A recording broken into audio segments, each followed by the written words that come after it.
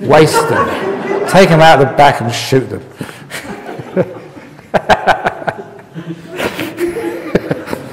Yeah, they don't deserve to live, do they? Those irritators. No. That is not the way to get rid of people who irritate us. Because sooner or later, if you deal with people who irritate you that way, you know, you'll actually face yourself, and you are the person who irritates you the most. So you'll have to deal with yourself the same way. Beat yourself up, shoot yourself, take you around the back, get rid of you. No, the only way to deal with people who irritate us is to tolerate.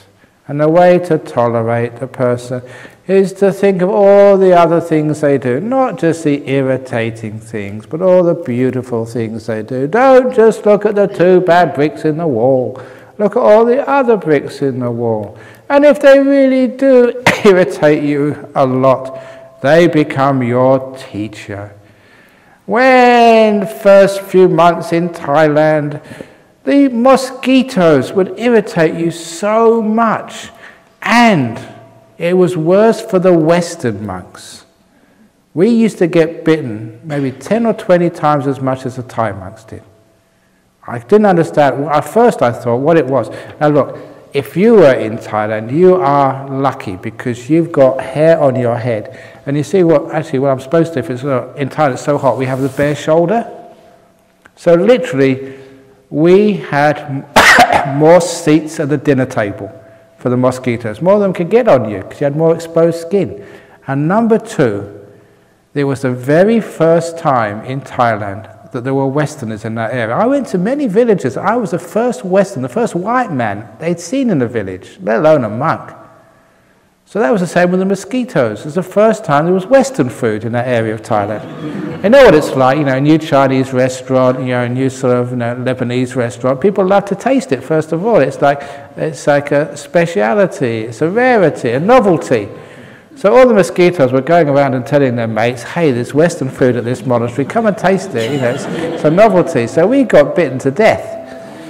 And we complained to Ajahn Chah, look, can't we get some repellent? Can't we get some mosquito coils? Can't we get some mosquito nets? Help us, look, we're getting bitten to death.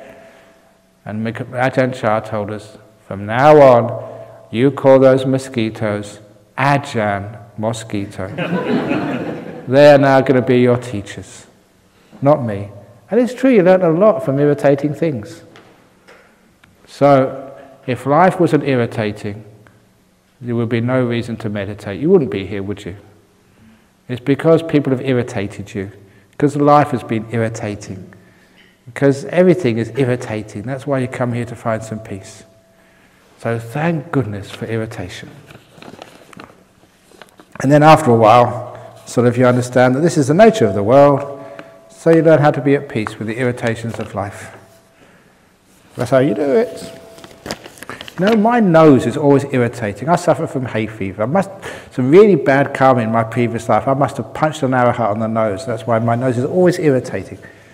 So, you know, I suffer from hay fever, and you get sort of irritated nose every now and again. And what I really, really want, and I don't know why you can't get this. There's a doctor over here. Can't we have a nose transplant? I mean, they transplant all the other parts of people, but they don't do a nose transplant. And I thought it would be a wonderful thing, because I'm a monk, maybe, you know, I can get like a Sri Lankan nose. And that would, you know, just show my respect for Buddhism, like a nice black nose on a white face. That would be really cool.